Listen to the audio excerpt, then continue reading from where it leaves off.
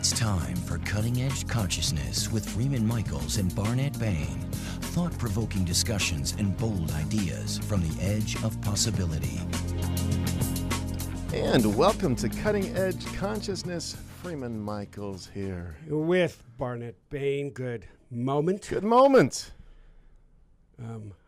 It's a full moment. It is a full moment. I mean, I'm juggling 4 or 5 things. I got 6, 7 plates spinning. Some of them, That's right. Some of them wobbling pretty good right now. Yes, some wobbly plates. Let me just settle into my seat. Here I am. Coming in. And now I just lost my phones. Here we go.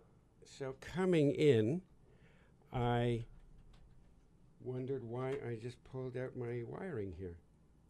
There we go. He's wired, back wired. More than ever. More than ever. I was thinking about well-being. You know, I was listening to the radio on my commute in. Heard an awful lot about well-being and people talking about well-being. Politicians talking about the well-being. And I don't sense that there is an awful lot of well-being around. I don't really have a sense of what they're talking about, what they are referring to when they refer to well-being. It seems to me they're referring to well-doing. Of course. We have a whole lot of conversation about, are we doing well? Are we doing enough? Are we doing?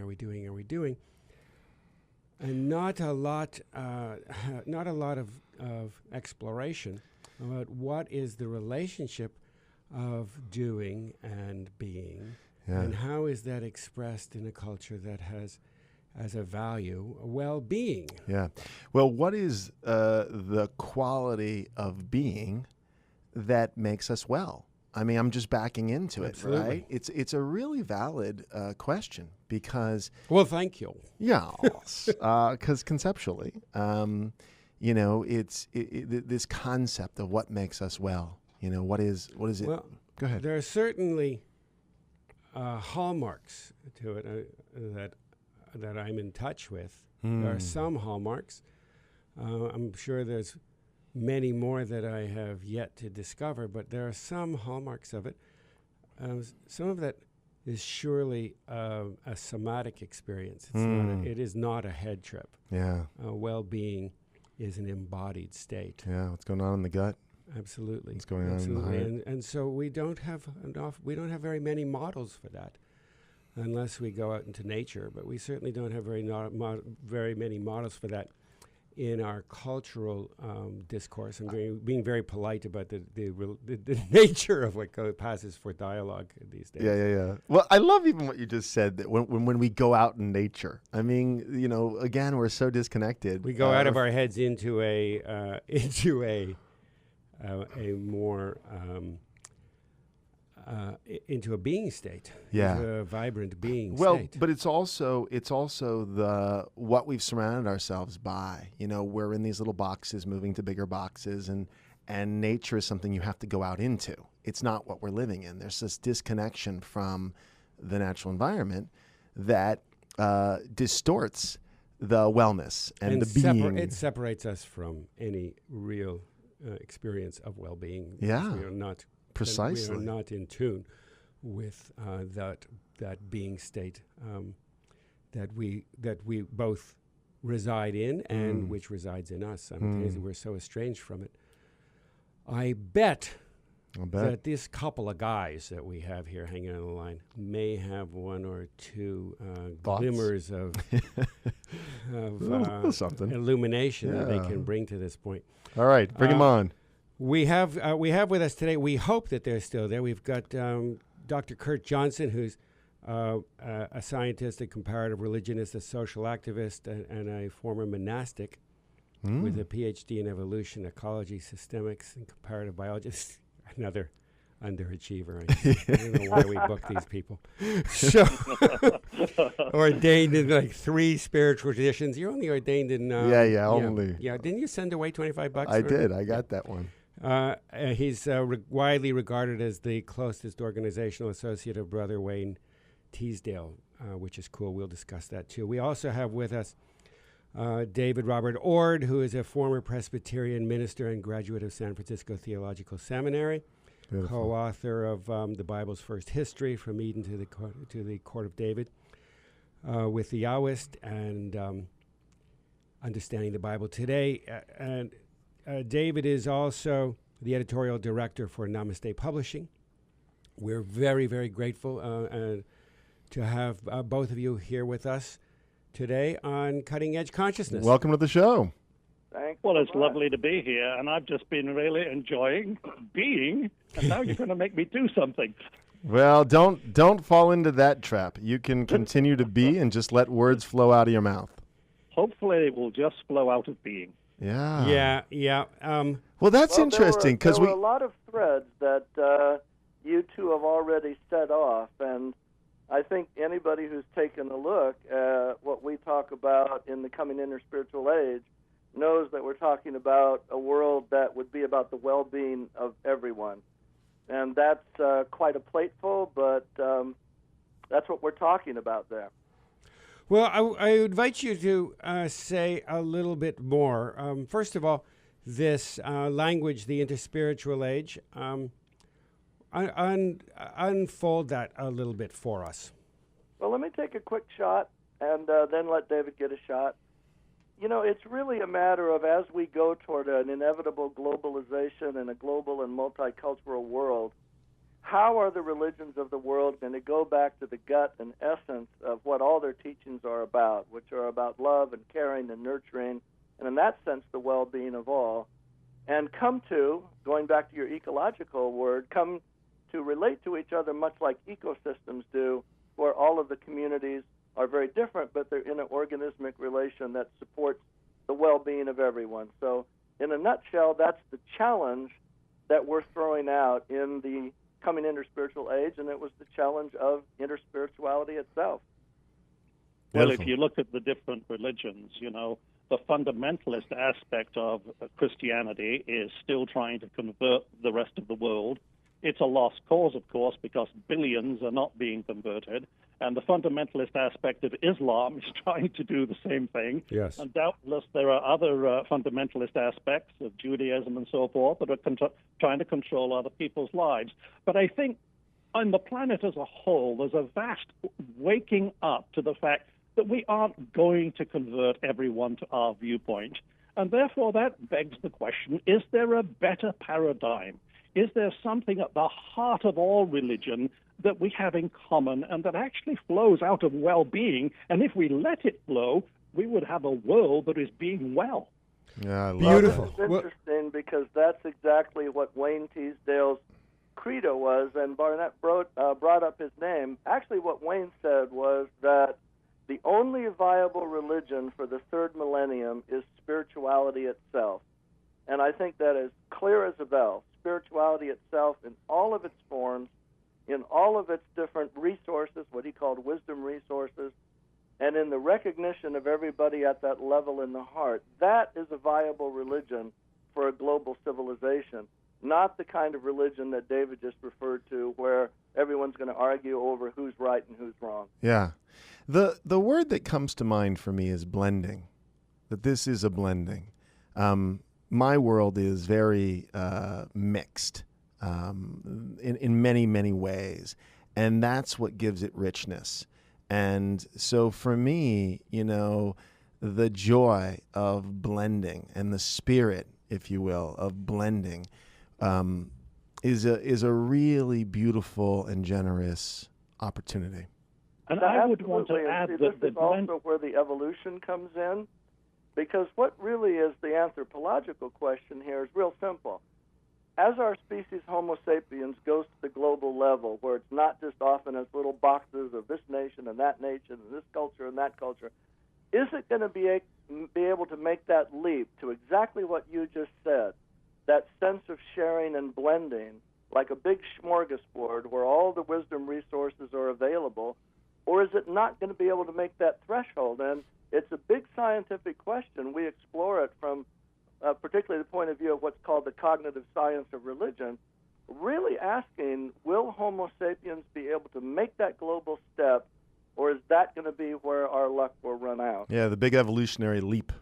So I want to lean in a little bit against this cognitive approach. It seems to me, having gone through the Coming Interspiritual Age, which is a magnificent, it's a magnificent piece of work and a tour de force voyage through it really traces a path through everything that most interests me. So I thank you. You have my personal gratitude for this amazing accomplishment.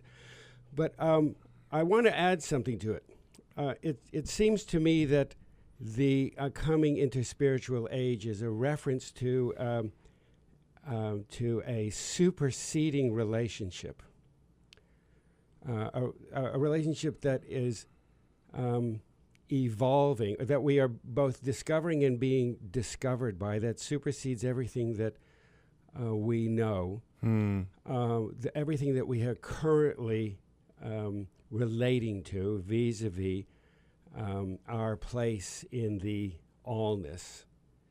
There is this very beautiful quote from your book, attributed to the mother, who's Sri Aurobindo's companion. And bear with me, I'm going to just refer to it for a moment. We are now witnessing the birth of a new world. It's very young, very weak, not in its essence, but in its outer manifestation, not yet recognized, not even felt, denied by the majority. But it is here. It's here making an effort to grow, absolutely sure of the result. But the road to it is completely new. It's never been before. It's never before been traced out. Nobody has gone there. Nobody has done that. It's a universal beginning. So it is an absolutely unexpected and unpredictable adventure. Now, this does not sound to me like the pointer toward an experience that it is at all cognitive. It is a relationship with something that is not only mysterious, it's beyond mystery. Mystery is I can't find my way out of the dark wood. Mysticism is a relationship with a dimensionality that is beyond our ability to perceive and conceive. Yeah. So I just want to invite you guys to comment on that. Jump in on that one. Well, you know, if you were to look at the Catholic if you look at the Catholic situation currently, I think you see this unfolding. We have just had a pope who has been very much on the cognitive side. He has emphasized doctrine.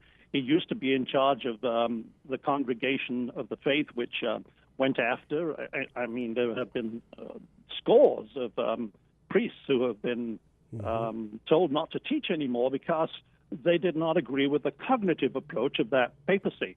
And now we see something new happening where Francis is feeling what the people have already been feeling. Yes. If you take issues like contraception, abortion, and so forth, the Catholic laity, in very many ways, at least in the West, has begun to move forward to what in its heart, its senses, has to be what God would want.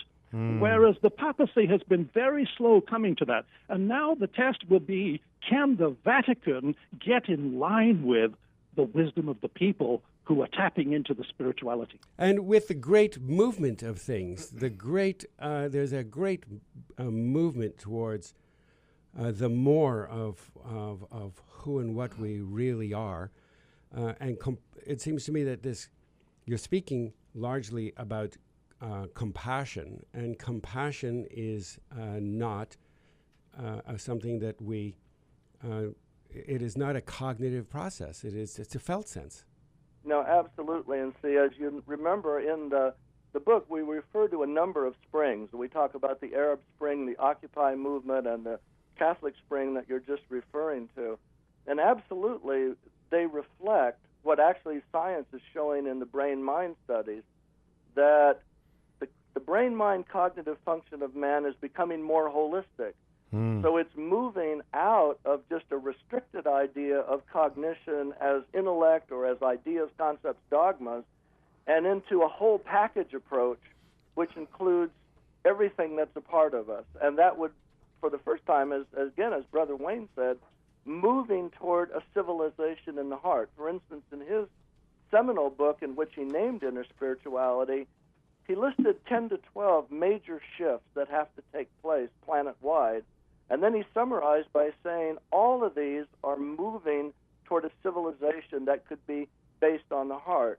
And that's really the heart of the matter, because if we try to get to a global civilization based just on the mind, it's going to just be the old arguing and the old competition. If that goes toward this sense of the well-being of everyone and toward the heart, then that's a different milieu in which, we might achieve that. So, as we said again, evolution really involves two things. It involves an awareness, but an awareness is no good without a skill set. So exactly what all of you were saying, if we become aware of this direction in the heart and this direction in empathy and in compassion, then we have to then attach the skill sets to that in how we work with each other and are with each other and how we build structures together that actually reflect those values. So this, again, is a part of that huge shift that we're talking about. And this leads back to what you said about blending, because when the blending is coming from conceptual, as Kurt said, it'll never happen. I mean, not without an inquisition. That's the only way you get blending in that way, So the blending can only come about when it's coming from the heart, because the heart allows for differentiation. Well, and the compassion opens up to possibilities. Yeah. We need to take a quick break. When we get back, we have to compassionately sell some junk. No. But our sponsors probably don't appreciate that. We're going to sell some great stuff, folks. So stay with us. We'll be right back after these messages here on Cutting Edge Consciousness.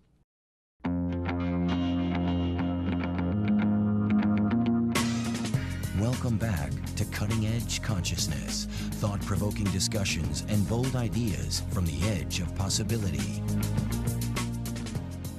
Thank you for staying with us. We're back on Cutting Edge Consciousness. The heart has its reasons, folks. We're with Kurt Johnson and David Robert Ord. And you were jumping out of your seat a second ago. Well, so I want to go back to that quote, because what's so beautiful in that quote is it allows for something yet to be discovered that, so often we like to, and I'll take the small we, you and I, Barnett, in this show, but then the larger collective we like to track back to figure out where we're going forward. And we know that that's going to be problematic, because what is yet to be unfolding can't be held in the consciousness of what happened yesterday. We just know that that's problematic. But that's very true. But there are threads. There are qualities to start, from what we started with. What's the quality in this well-being that we can explore, so the well-being can become, can grow into something greater from the quality, not from outcome. That's, again, a big doing outcome orientation that I think a lot of us struggle with in the West. And so what is so exciting for me, and this is where I want to take the conversation, is we know a few things that can move us off the reservation, that can move us off what we've co-created up till now.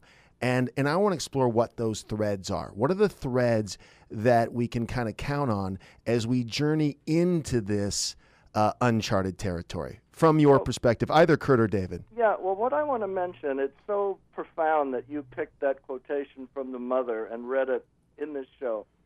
That quotation was actually one of the themes of the conference I just came back from, called the Dawn of Interspirituality, where 200 different leaders from across all the traditions who are on to this new direction gathered and discussed this very threshold that we're talking about. And that quotation was read, and it was passed out to everyone, and we used it as a jumping off place. And what it really, in a nutshell, portrays is that, for instance, when Eckhart Tolle, who's really the flagship author of Namaste, when he wrote A New Earth, that book was so popular because at the inspirational level, at the gut level and the heart level, everybody got, that's where we want to go. But then the additional question was, beyond just the inspiration, is this what's really happening? Is that what the trends show across all of the fields? Science, sociology, governance, social justice. or was he just dreaming? And also, if those trends are there, how then do we start to look at the structures and the manifestations that could build a world like that? So what was interesting at this conference is that there were people who were on the edge of this in the sense of who imaginatively were ready to go forward. There were others who were just hearing in their heart for the first time that this blend that we're talking about, this type of experiential blend, is wanting to emerge. And there was actually a joke going around by some of the traditional people there saying that since this was the first time they had really heard that, they wanted a T-shirt that said, I survived the dawn of interspirituality. I love that. Well, you're speaking to, that T-shirt speaks to what in one tradition has been referred to as the ring pass not. I think of it simply as dread. Yep. The imminent state of non-being. Yep. I frankly think it's. I don't know that it's helpful to thread back and look for structures. That's it. That that we can cling to, that we can schlep into an entirely different dimensional experience. Beyond a compassionate heart, a willingness to be in the moment, and a set of personal values and convictions, and a character that is evidenced by the degree to which one lives in accordance with those values. Because in the end, that is the only thing that we can bring to the experience of a spirituality that has lived only in the moment, without any of the delusions that there are absolutes and guarantees, nest eggs and bank accounts, insurances and dikes, emotional, mental, and physical. And that's where the dread comes in. And that's where the dread... What you did, Barnet, is this is what I'm looking for, and I want everyone to chime in. These are some of the threads, right? Because at some point we have to know enough that, it's paradox is part of the conversation always here, right? So the paradox is that there's enough, that we know enough to risk not knowing. Right? So we know enough that we know we'll be okay, or we don't even know we'll be okay, because that's actually the dread piece. To be willing to be mistaken in the pursuit of something beautiful and good and true. So I want you to feed back on that. A really good way to look at this is just from that word paradox, and in that, just the whole symbol of the Tao, the yin and the yang. We're in this situation, and this is how we were visioning it out at Dawn of Interspirituality. On the inside, everybody gets this world that they would like to see. They get it at the level of the heart, in this deep glimpsing, the type of deep glimpsing that Eckhart was writing about in A New Earth. But then they also realize it's not just enough to feel that or to glimpse that. We have to build the manifest world that actually reflects that. That's the yang. That's the other part of that Tao symbol. And that paradox actually means two things of equal glory. And I think, in the Heart Sutra, the first part of the Heart Sutra is about the way reality is, and then the second part is about skillful means to achieve a reality that actually reflects those values. So the two things that we did at this conference was we first agreed that this direction that we're all talking about is what's wanting to unfold.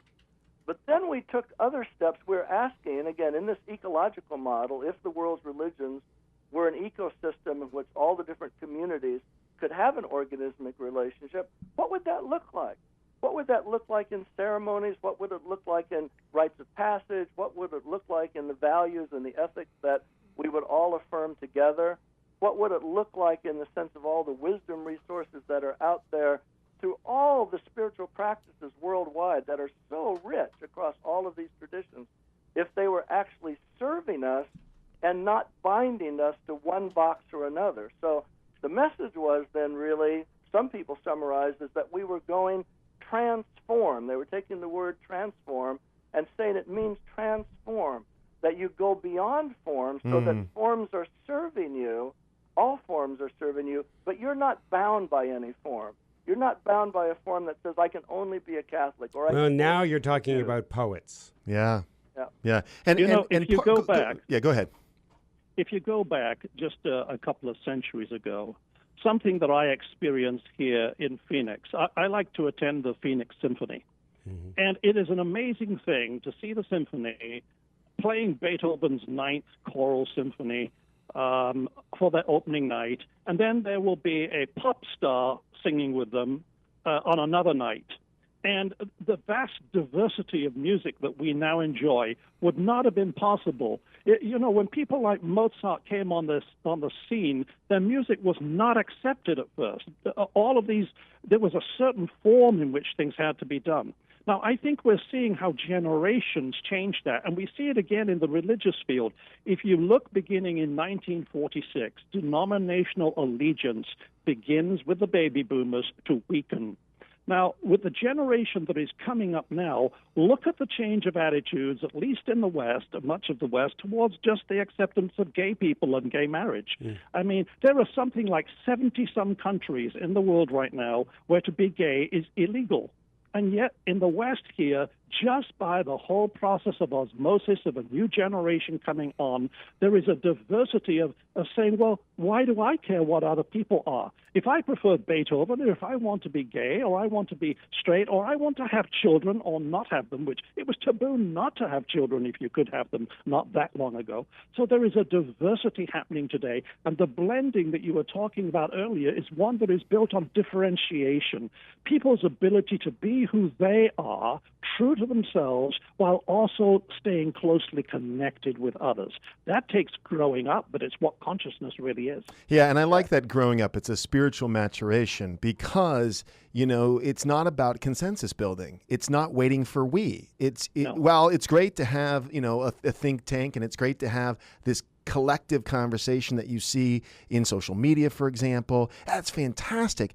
But the gut check is always going to be personal. And deeply personal. Because deeply. Here's what's really interesting is that when the contemplatives and the mystics sit down and talk about this across all the traditions, it comes down to the fact that the deepest spiritual experience, no matter what you name this by, whether you call it samadhi or whatever you call it, Christ consciousness, it's about realizing that nothing is separate, realizing that you are not separate, nothing is separate, everything is profoundly interconnected. Now, when that emerges from the deepest spiritual, contemplative, and mystical experience that individuals are having, particularly spiritual leaders and religious leaders, that implies something extremely profound for this other side of that yin and that yang. If we get that we're not separate, it implies a way that we have to live. And what, like David just said, it's that's emerging.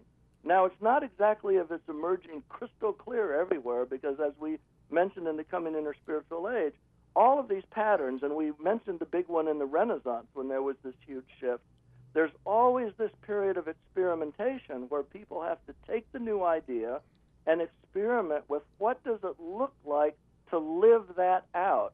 And so what we've been talking about, particularly at this conference, is saying, okay, if everybody gets this giant blend vision, the interspirituality, then let's take the next leap, which is visioning what does it look like for us to begin to live that way.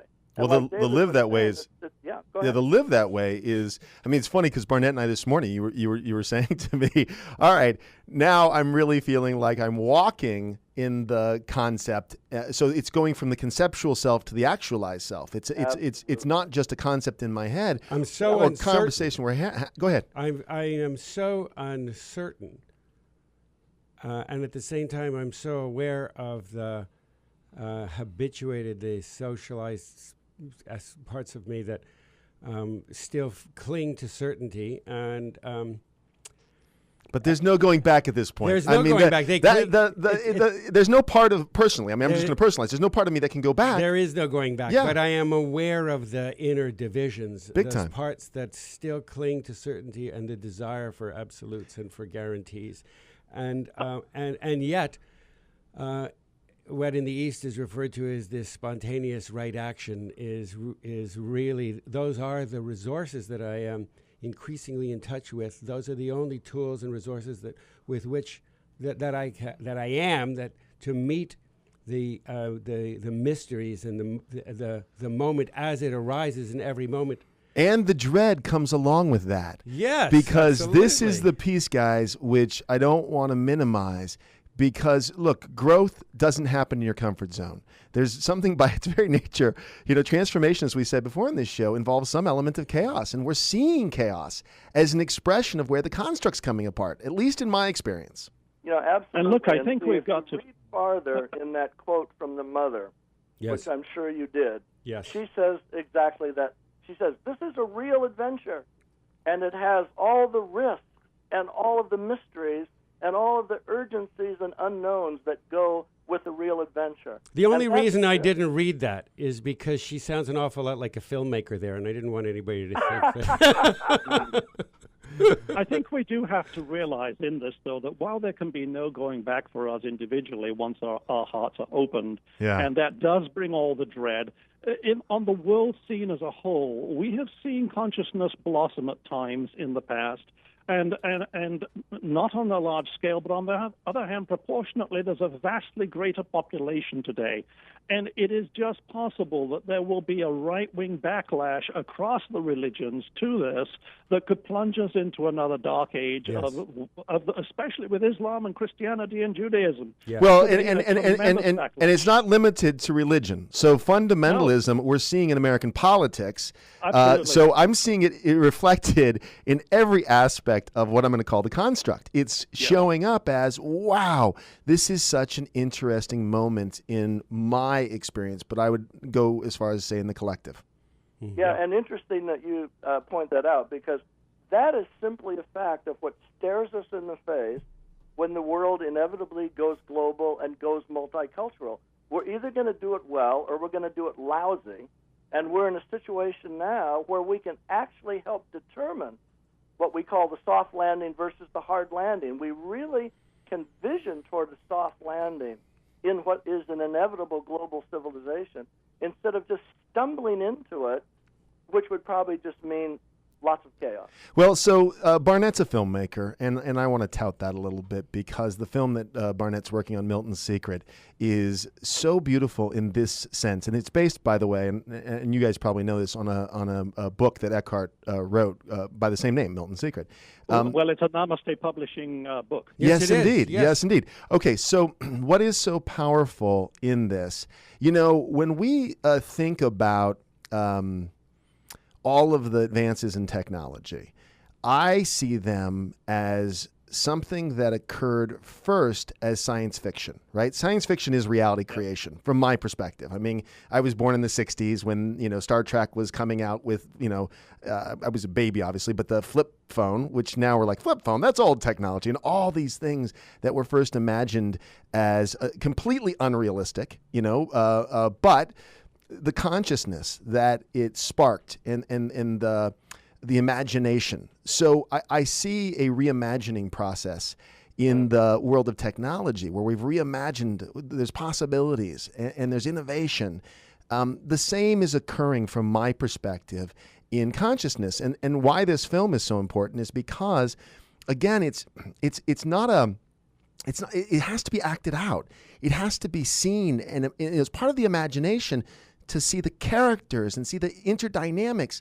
And so it's another powerful part, and I just want to throw that in the conversation because I think it's apropos. I think it's really important that we have a reality creation mechanism where people can begin to become familiar with this in a way where it's relatable. Does that make sense? We need, Well, I think, want to models. second that. We're talking. I want to second that. Go ahead, please. Because I was involved in the production of the book somewhat, but I read the movie script, and it blows you away. I mean, if we could begin to see more of this kind of consciousness coming through our cinemas, coming through our television sets, instead of all the negativity that has reflected what Eckhart calls the pain body. Well, in addition to, I'm going to say in addition to, because again, in the same context that we're seeing the fundamentalism, I don't want to rail against the fundamentalism. That's a distraction. What I want to do is support a different consciousness that just allows another option. Yes. because we're not going to see that go away. The fact that, blowing things up is or rushing sex out in front of us is going to grab our attentions at the level of our amygdala. It's a done deal, right? But that's okay. That's a first response. And then the second response, or the second story, is, but there's this other thread of interpretation, and that's so generous and generative that it's easy to jump on it. Yeah, and it's interesting that you use that term. I love it, reality creation mechanism, because that's what's really wanting to unfold at a global level. This species is either going to manifest a reality creation mechanism at this pivotal time in history, or it's going to go quite a catastrophic direction. And Wayne Teasdale, in the seminal book about interspirituality, said the same thing that you just said. He said, we have to have a two-pronged approach. He said, we have to realize that not everyone is going to get this at the deepest heart consciousness or dharma type level, where suddenly they have a satori experience and they know that they aren't separate. That, he said, will happen, but what we have to do is change the narrative around society, change the cosmology that's on the street in most people, so that it points that direction. And what we were saying out at the conference I just came from, that if you look at that in the history of worldviews, it's really saying that we need to join the distant patriarch cosmology, which was what the religions did, with the grand machine cosmology, which is what the sciences contributed, and now to the mystical union paradigm, which we're discovering experiential, and combine all of those three in a holistic awareness, so that the average person on the street is actually seeing a direction to who they are in their well-being, what they do in their life, and the society that they want to live in that inculcates that view, back again to the original theme, about the well-being of everyone, and that we truly think that that's possible. Yeah. We have an opportunity now, I believe for the first time, possibly because it has percolated sufficiently. It's the only trickle-down, in my view, that has ever worked. It has trickled down from purely a cognitive place into the heart. And as a result, we're better able to model this. And so in the modeling of it, I think that we're not re-mythologizing. I think we're neo-mythologizing. I think there's something absolutely virgin that is being birthed here. Yeah. And it's I'm grateful for your kind remarks about the script. It is really perceiving and conceiving something very new. It's like looking through a glass lightly. And I just felt that the way the book was taken, I mean, the book is wonderful. Parents who've got children in the age range where bullying and so forth is going on at school, I mean, they should really get the book.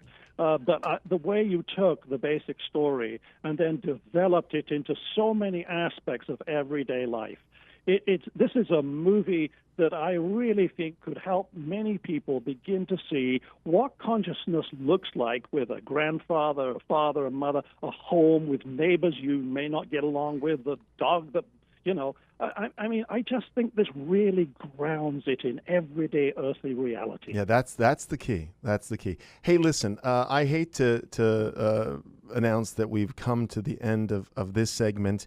And so before we let you go, go ahead. I just want to remind our listeners that Kurt and David's book, The Coming Interspiritual Age, is available now at all of your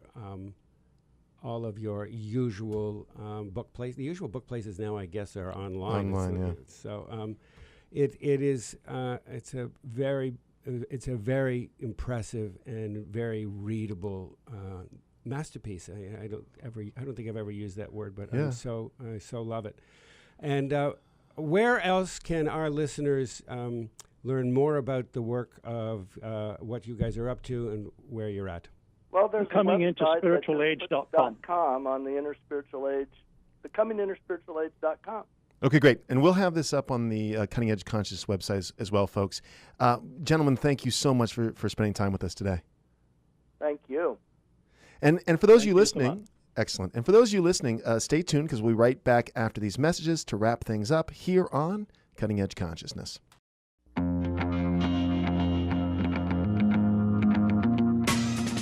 Welcome back to Cutting Edge Consciousness, thought-provoking discussions and bold ideas from the edge of possibility. And welcome back to Cutting Edge Consciousness. Freeman Michaels here with Barnet Bain. That was kind of... How's that for you? Once upon a time I would have said, yeah. I need a cigarette. Yeah, that was great. It was good. I loved it. I loved the conversation on so many different levels, and especially the distinction about reality creation mechanisms and ways that we can usher in new consciousness without it being preachy, without it being a head trip. You know, that there's a way it can be modeled, and not modeled. Modeled is even a goofy word, because I don't want to run out and say, oh, I'm modeling. I mean, so look, going back to something I talk about a lot on this show, where acting for me, it was, I want honest. So there's something in the way it can be expressed, which is honest and relatable. So it doesn't become contrived, like I'm trying to be teachy or preachy. You could have an honest... you can have an honest manipulator and an honest, honesty is undeniably absolute given, but it's also relative to a number of other characteristics and qualities. And so we learn by exposure. Yeah. We learn by exposure in the visual field. That more than anything triggers our cognitive processes, and we're certainly enamored of that in the way that in the culture we've been raised in. We also learn, we're discovering, or anybody who has ever boiled an egg in a microwave, we learn by exposure to electromagnetic fields. And so absent at this point language that better expresses what it is to be in the umbrage of either a visual field or an electromagnetic field, either a seen field or an unseen field.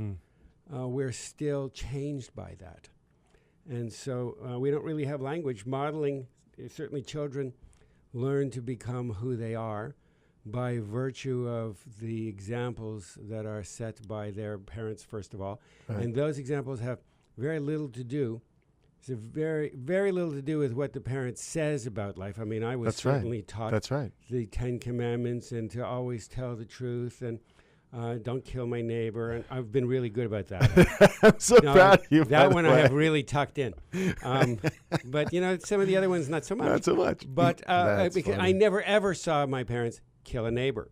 And so I could land that one because it was lived. Some of the other ones were a little sketchy, was a little, those plates were a little wobbly as they spun them. Yeah. And so I internalize a response both cognitively and visually and also in the electromagnetic tuning. I myself became calibrated to a radio station, wherein you aspired not to occasionally bend the truth a little bit, but in practice, sometimes you did. And and because that's what I experienced, that became the default settings for who I am. And then part of the spiritual path is the ownership of that. That's certainly what the shadow years are about, is the ownership of that so that we can refashion ourselves, garden our own garden, pull the weeds, what works for me, what doesn't work for me. And instead of a hand-me-down life, I begin to craft a handmade life. I'm committed to the possibility. So when you talk about parenting, it's particularly acute for me because kids, and my kids are young kids especially, but really all kids, even my adult child reflects back something. But the piercing, the quality of the reflection. Ow, ow, ow, ow, ow. It's so like, am I living in my living with these values? Are they lived? Are these things that I aspire to, this possibility that I've touched and glimpsed and have a sense of, have I really got it integrated into my life? And parenting is such a beautiful place where, that reflection is like sharp. It's like it shows you where it's not, and so there's two parts to that. One part is, oh God, I'm not living up to, this thing I say I am. And the other is this, I'm so committed to living up to this possibility, right? So the latter is what moves things, and you said it this morning. You said, if I could live up to this thing that I know is possible, and in moments I get it, and then I slip back into a pattern, or I defer to a just a routine or something that just slips. But it's that commitment back again. What you're referring to, please, for me, when you refer to this conversation we had, if I could live up to that, and it's not if I could. I put it that way, but the reality it is, my intention is to live up to that. Yeah. And the practice of my life is a living into that. Yeah. That is what vision is. Yeah. And sometimes, I have this discussion which usually devolves into a head trip, but sometimes it doesn't, and that's a good sign. About what is there a distinction? How can you live in the moment? How can you be increasingly in the now? How can I? And at the same time, how can I? And at the same time have a vision? Yeah. And then it's, is that not out of the moment? And that looks like a paradox, but the paradox is resolved in the understanding, through the understanding that I have a vision that I hold, the form of which I hold lightly, the qualities of which,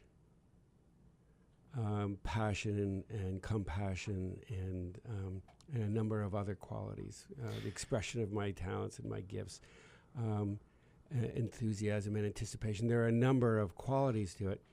Those,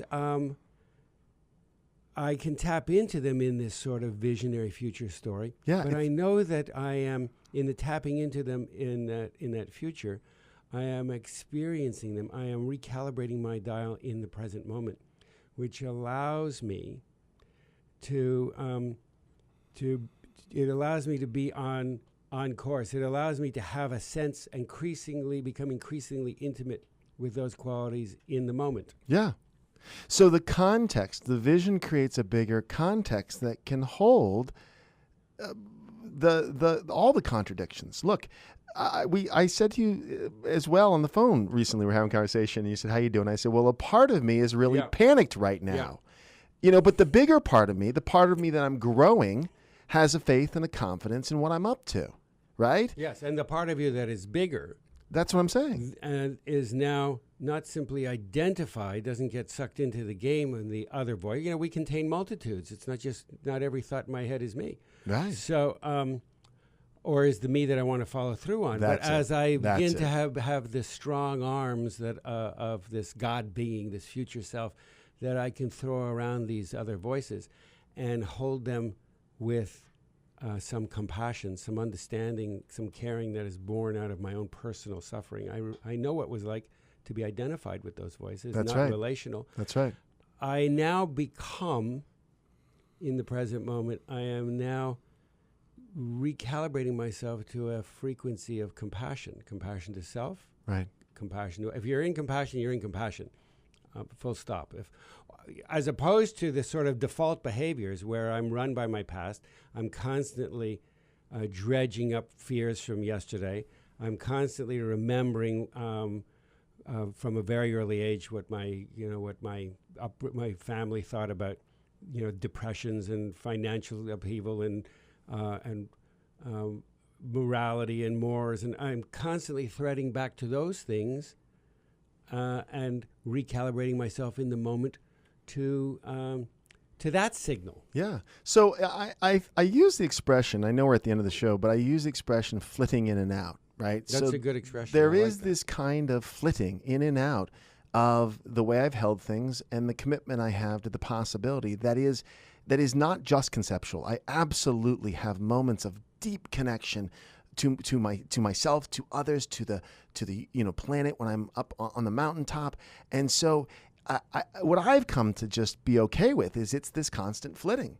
It's okay. It feels like that's just a necessary step along something that is yet to be. We're totally out of time, but yeah. There's my concluding thought is conclude. That is such a mature, a seasoned response to life, and it is not yet the predominant worldview. Right now, we're still so entrenched in, you're flip-flopping. If you have a position, you got to hold that position until you're in the grave. Well, there's no room for paradox. There is no room for complexity. There's no room for growth. There's no room for maturing. There's no room. Well, that's the fundamentalism we were talking about earlier. When I was a little boy, et cetera, et cetera. And now, I put away childish things. So we're out of time. The Coming Interspiritual Age. It's a visionary book. Please check it out. Thank you for joining us. And keep coming back to Cutting Edge Consciousness. Thanks for listening. Bye.